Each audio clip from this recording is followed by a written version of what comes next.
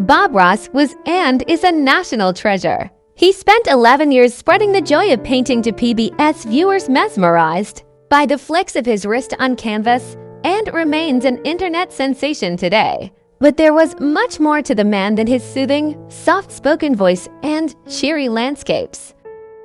Things you probably didn't know about Bob Ross. He discovered his penchant for painting while serving in the Air Force. He didn't really like his signature haircut.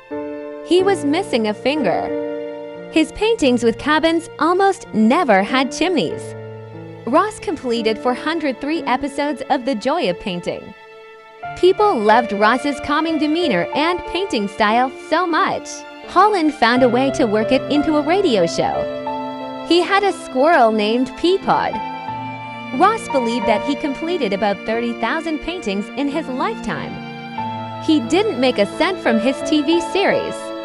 He was only 52 when he died. You can still watch him paint whenever you want. Rest in peace, legend.